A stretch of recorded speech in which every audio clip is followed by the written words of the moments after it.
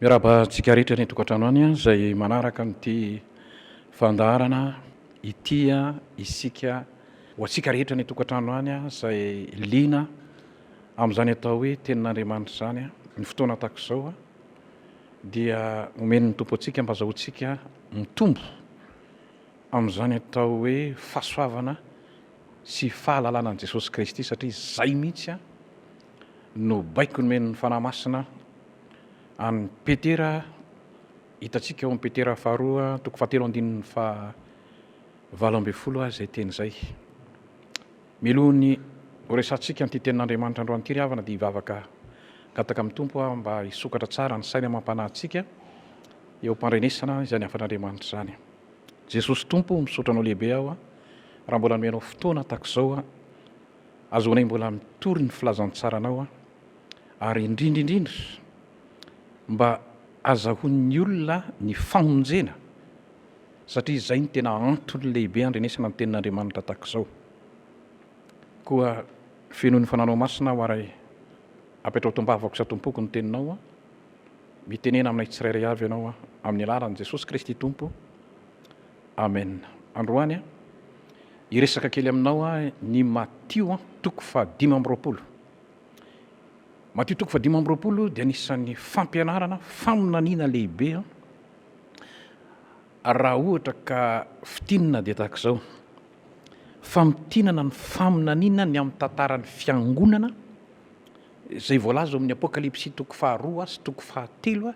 ity Matio toko fahadimy amby roapolo ity ry havana. Ao amin'ny Apokalipsy toko faharoa sy ny fahatelo nahitanao ny tantaram-piangonana. Misy anankifito izy ao dia ny anasako anao mba hanaraka an'izy ireo tsara ary raha sitrapon'Andriamanitra ka mbola amen'ny tompotombonandro isika dia mbola hisy ihany ny tenin'Andriamanitra izay mikasika indrindra ity faminaniana izay napetrako ny tompo ato amin'ity atao hoe Apokalipsy toko fahadimy amby roapolo ity sy ny tantaran'ny fiangonana moa izany izay hitantsika eo amin'ny toko faharoa sy toko fahatelo ao amin'ny bokin'ny Apokalipsy io. Vanim-potoana andalovan'ny fiangonana raha ny tena marina hialohan'ny fihavian'i Jesosy Kristy ity zavatra ambara ato amin'ny Matio toko fahadimy amby roapolo ity dia hitantsika araka nambarako teo any amin'ny Apokalipsy toko faharoa sy toko fahatelo. Raha mbola misy ny fotoana amen'ny tompontsika dia mbola hozarainy amintsika eto any izany fanambarana izany. Fanambarana moa izay ny voalazan'ny tenin'Andriamanitra ny eo amin'ny bokin'ny Apokalipsy eo hoe fanambarana avy any amin'i Jesosy Kristy nomeny ny apôstôly Jaona mba ho hitany ny fiangonana rehetra milohan'ny fihavian'i Jesosy Kristy eny amin'ny rahony lanitra. Eo Matio toko fahadimy amby roapolo somary lavalava ihany ilay izy fa zao ngamba nanaovako azy ho fitiniko. Misy zavatra anakeniny reto ny tena voalaza ao dia ho fitiniko dia mangataka aminao kosa mba harao tsara ianao mba mamaky ny tokantrano any mba vakio tsara milamina tsara io Matio toko fahadimy amby roapolo. Misy zavatra enina tahaka izao raha ohatra ka fitinina ny fanambaran'i Jesosy ao anatin'io Matio toko fahadimy amby roapolo. Voalohany misy teny hoe virgine hitovizana le adala sy le endry izay ny hitanao ao hoe virgine adala virgine endry hitovizana izy roa io anarana io. Ho jerentsika eny an-dalana iny ihany ny zavatra voakan'izany fanambarana ambaran'ny tenin'Andriamanitra izany. Ny faharoa dia izao misy teny koa hoe maharitrela. Zay le vanim-potoana tiako tenenina aminao le hoe ny tantaran'ny fiangonana manomboka teo amin'ny asan'ny apôstôly sy raha manaraka tsara ianao ny fiangonana voalohan'ny orina dia io voalaza amin'ny Efesosy io leo amin'ny Apokalipsy toko faharoa ny apôstôly Paoly no nanorina azy dia ho hitantsika eo misy teniny moa any amin'ny asan'ny apôstôly toko faharoapolo hoe telo taona mipaka aho nambarako taminareo daholo ny zava-miafina rehetrarehetra an-dranomaso. Zay ny hitanao any rehefa mamaky an'iny asan'ny apôstôly toko faharoapolo iny ianao mikasika ny fiangonana Efesosy io. Ny fahatelo dia hoe ahitanao koa ty teny ty hoe samy renireny mana samy reniko ny toromaso a na ny endry a na ny adala zay ny hitanao mbola iverenantsika daholo zany mba ahitanao azy tsara hoe taky ny ahoana moa le rendrika fa zay noko marimarina fa ity fotoana meny ny tompo antsika ity a anomezany an'izay zavatra tena ilayntsika aloha am'izao vao manomboka ny tantara nyty faminaniana lehibe a mikasika ny fiangonana ity ny faefatra de zao hitanao koa le teny hoe lasa tsy nanana solika ny adala lany ny soloko ny adala inona ny tena tiany ambara am'izany a fa ny endry kosa de nanana solika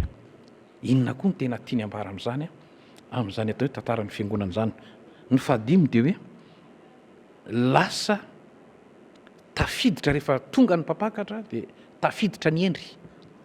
hitanao koa zany amin'io tantara io a rehefa mamaky an'io anao ary ny farany a de zao nikatona ny varavarana dia voalaza fa tavela tany ivelany a ny adala ijerentsika kelikely ty zavatra ty zany raha izay mifandehany a de zao le hoe virgine dimy adala sy dimy endry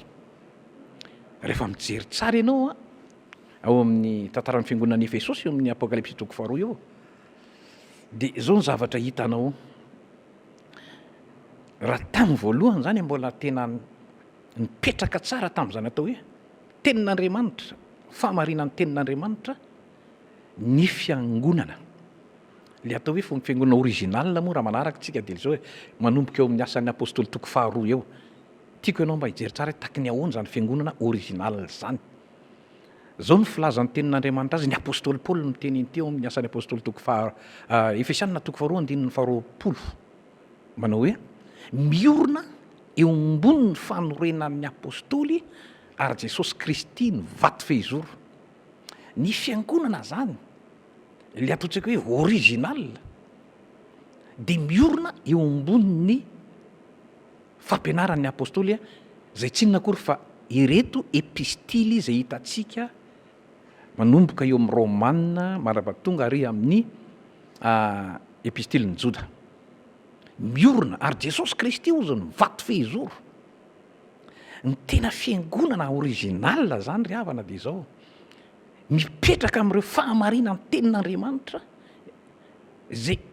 ny apôstôly no nametrahan'Andriamanitra nametrahan' Jesosy Kristy ny fanorenana ny fiangonana de tiako ianao mba hijery kely an'izay fahamarinan'izay eto a tena mba ilaina mihitsy sika mba mijery tena rehefa mamaky iny na mijery entony hoe aiza ho aizany zany a za zay miditra za zay mivavaka za zay miangona fa raha manaraka tsara ianareo le hoe dimy adala sy ny dimy endry reo a de mazava mihitsy ihany keo nosoritany tenin'Andriamanitra atao anatiny ty atao hoe soratra masiny ity le dimy endry a tiako ianao mba mamaky kely ny fiangonana tany Philadelphie fa tena niazona tsara ny fahamarina tsy niova mihitsy izy na nitobaka aza ny karazana fampianaran-diso a tsy niova mihitsy reo fa nijoro tsara teo amin'ny tenin'Andriamanitra zay voasoratra ato mbola isy fotoana ho raha meny nitompontsika iresaka misimisy kokoa aminao aho ny zavatra nitranga teny indalana teny a teo amin'ity tatao hoe tantaran'ny fiangonana rehetra fa somary miverina kely aho eto amin'le hoe ahoana ny fiatombohany le fiangonana tany Efesosy a tiako ianao mba miverina kely eo amin'ny asan'ny apôstôly toko faharoapolo fa misy tenin'ny apôstôly Paoly ohatran'izao aho hoe rehefa lasa ozy ny apôstôly de zao isy aminareo hiditra misokosoko isy mpampianatra sandoka hiditra misokosoko ao aminareo hitona ny mpianatra ozy anaraka azy jerevo tsara io a de raha mijery ny any amin'ny fiangonana Efesosy ianao de misy an'izao le hoe ianao izy efa nandinika le manao azy ho apôstôly kanjo tsy izy misy teny zay eo rehefa mamaky tsara ianao ny fiangonana tany Efesosy zany hoe nisy ny lazany tenany manosy tena zay ny tena izy manosy tena ho apôstôly kanjo tsy izy ary le anankiray a tao amin'ny fiangonana Efesosy io any a nandinika tsara io le Virgine dimy edala le hoe nandinika tsara izy a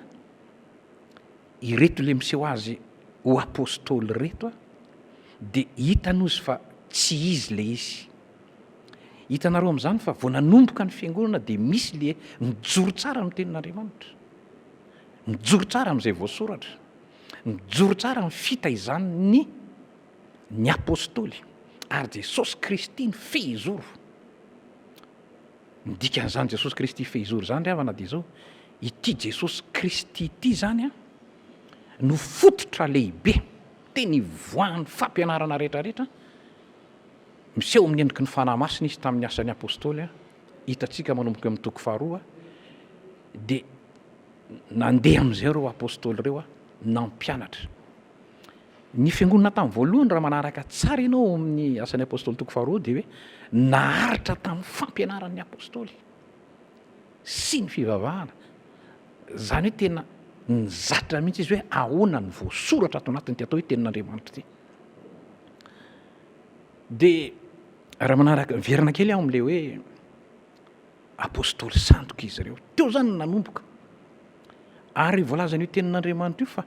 ao amin'ny asan'ny apôstôly toko faharoapolo io fa ny taona ny mpianatra anaraka zany hoe nanomboka teo am'izay a nisy olona voataonany. Azonao tsara angamba le hoe Virgine dimy edala ny etombohan'le Virgine dimy edala zany a de vakio tsara ny asan'ny apôstôly toko faharoapolo a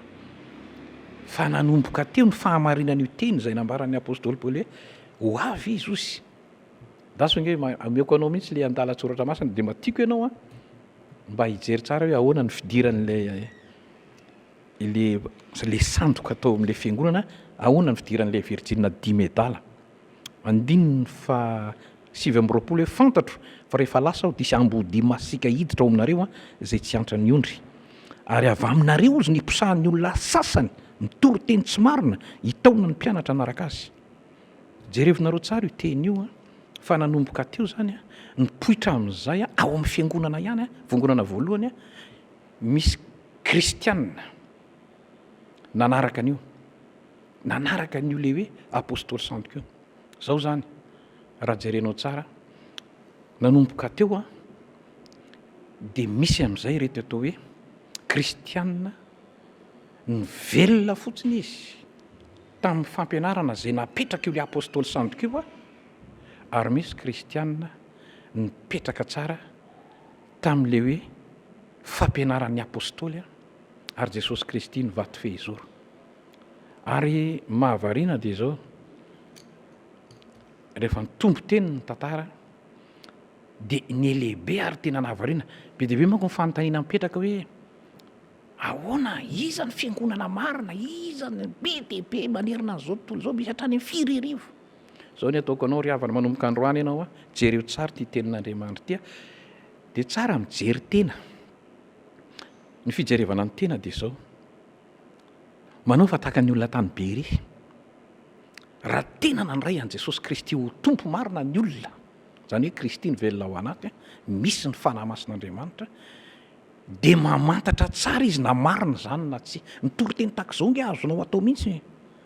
no mamantatra an'izao fa taro zao toriteny zao zay ny toriteny mampianatra na ny am-piangonana na iza na iza. Ny fanahy masina ry havana ao anaty a raha tena olona nandray an'izany famonjena ianao nandray an'izany fanahy masina zany a mamantatra ny zavatra rehetra io a kanefa izy tsy fantarin'olona ozy ny tenin'Andriamanitra. De nanomboka nipoitra zany izy io a de ny lehibe izy io ho hitantsika ihany raha mbola misy ny fotoana amin'ny manaraka mbola ho jerentsika ihany satria io vanim-potoanan'ny fiangonana Efesosy io araky ny teo amin'ny tantaram-piangonana nanakaiky tany amin'ny 100 taona 17 sy 100 taona hono ny mpanao tantara io vanim-potoana io de ho hitantsika fa atsika moa zao fa ty amin'ny 2 arivo taona aty aoriana efa milohan'ny fihevian'i Jesosy eny amin'ny ranolanitra zao tenin'Andriamanitra tonga aminao zao. Ilaintsika ry havana mijery tsara ny tenantsika izavy tena mipetraka eo amin'izany atao hoe tenin'Andriamanitra. Io le ambaran'ny Efesiana toko 2:2 io hoe miorona eo ambonin'ny fanorinan'ny apôstôly sa ilay voalazan'i Jesosy any amin'ny Mateo 5:10 hoe soloanareo ozy ny tenin'Andriamanitra amin'ny fampianarana voatolotra anareo. Samy mijery samy mijery tsara fa ny Virgine 10 medala sy ny Virgine 10 renge aza raha hitanao le fanoaran'i Jesosy le amin'ny ao Mateo 13:10 le hoe vary sy ny tsiparifary ao anaty tanimbary. Raha mijery tsara ny fanoarana iny ianao dia zao samy ao anatin'ny tanimbary rano ray ary zezika ray ihany na ny tsiparifary na ny vary samy velona amin'io fa misy tsy itovizany dia zao le tsiparifary amin'ny mahatsiparifary azy dia tsy maintsy hivoaka eny ihany izy. Misy kristianina zany io tena fiainana kristianina ao anatin'ny fiangonana samy mitondra anarana kristianina ihany io. Zay ny tena dikan'io hoe Virgine anarana nitovizana, ny anankiray adala, ny anankiray endry, hitovizana tsara io le anarana fa tsy maintsy mivoaka eo ny mahendry ianao satria tsy maintsy maro ny tenin'Andriamanitra io hoe rehefa manakaiky rehefa akaiky zany ny fivian'ny tompo le ao anatin'le fiainan'le Virgine 10 medala mahatonga hoe lany ny solika dia zao hoe le tenin'Andriamanitra mihitsy tsy misy intsony ao fa resaka fampianaran'olombelona, fampianarana voatolotra, fampianarana namboarina fotsiny araka ny filana. Hitanao moa le ao amin'ny Korintianina 2:1 hoe apôstôly sandoka misy fampianarana be dia be miditra any anatin'ny olona fa ny mpinoriavana ny tena olom-bavonjy. Veriko aminao io Mateo 4:20 andininy 4:20 ny tena olom-bavonjy ozy ny soratra masina hoe amin'ny andro farany dia sy mpaminana sandoka sy mpampianatra sandoka ho avy ary na dia ny mpino aho ozy ny olom-bavonjy aza dia hofitany raha azo atao ny dikan'izay tsy ho voafitaka mihitsy. Ny Virgine 10 endry miorina eo ambonin'ny fanorinan'ny apôstôly ary Jesosy Kristy ny vaty fehizory indrindra. Ianao any tokantrano any izay manaraka ny tiafarity ngataka amin'ny tompo aho mbola isian'ny fotoana amen'ny tompo antsika mba hijerentsika misy koa fa mbola vao le fiangonana toa Efesosy zay le hoe ahoana ny fitombony, ahoana ny fiditra samy mitondra anarana kristianina ihany ny 10 endry sy ny 10 medala fa tsy maintsy misy ny fiavahany araka niny voalazany Mateo 7:11 hoe ny mpianatra moa tamin'izay fotoana izay nametraka tamin'i Jesosy hoe ongotanay ve ny tsiparifary azo ongotana ozy Jesosy fa soanao manongotra ny varika io. Hitanao amin'izany fa avelao anireo daholo izy roa raha maheno an'izao afatr'Andriamanitra zao ianao dia samy maniry daholo ange ny tsiparifary sy ny vary. Zany hoe ny olona mitondra anarana kristianina kanefa tsy mipetraka amin'ny tenin'Andriamanitra, ny olona mitondra anarana kristianina kanefa miorona koa eo amin'ny tenin'Andriamanitra samy mizotra mandra-piseho an'i Jesosy Kristy eny amin'ny raony lanitra. Matoa misy io tenin'Andriamanitra hoe ny ray ho raisina ny ray ho avela, matoa misy io tenin'Andriamanitra hoe nikatona ny varavarana. Tsy maintsy marina zany ravana ary tsy maintsy ho tonga zany. Ny amaranao akazo farany samy mijery tena ry havana, samy mijery tena. Jerevinareo tsara fa eo amin'ny Mateo 7 asehoko anao mihitsy mba hahaizanao tsara hoe soanao voafitaka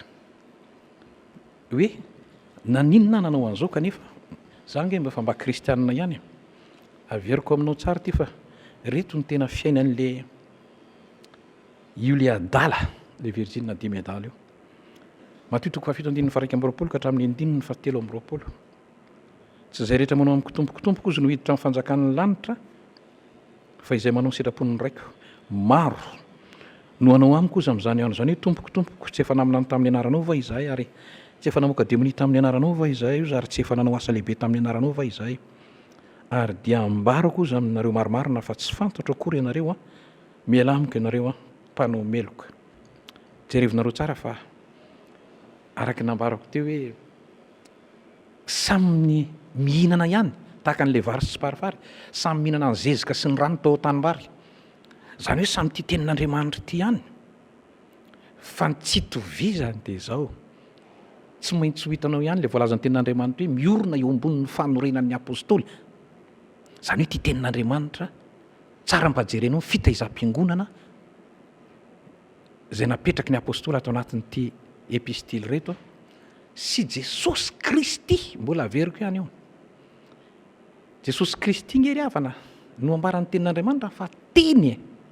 raha mandre teny tahaka izao ianao dia tsarovy le teny hoe teny tonga nofo Jesosy Kristy io. Ary Jesosy Kristy iny tsy miova omaly sy anio ary mandrakizay. Dikan'izany teny io zay nanorena ny tompony fiangonana teo am-bavan'ny apôstôly tsy miova io. Zay no afan'Andriamanitra ry havana ka dia misaotra ny tompo nanaraka teto ianao araka ny fanambarako teto moa raha sitrapon'Andriamanitra mbola horenesinao ihany eto ihany ny dingana manaraka satria mbola vao ny fiangonana Efesosy zay no nyrenesitsika zay. Zay no afan'Andriamanitra ka dia tahin'Andriamanitra dolo tsika rehetra ny tokantrano ny faniriko ry havana dia izao mba ahaizanao mijery ny tenanao satria ny mandrakizay mihitsy ny lalaovinao raha ohatra ka diso amin'izao ianao ekeo Jesosy Kristy le vatolampy le fototra mba hanananao zany fahazavan-tsaina avy amin'Andriamanitra zay. An'Andriamanitra ny voninahitra ho antsika rehetra zay mino kosa ny fahasoavan'i Jesosy Kristy tompo. Amen.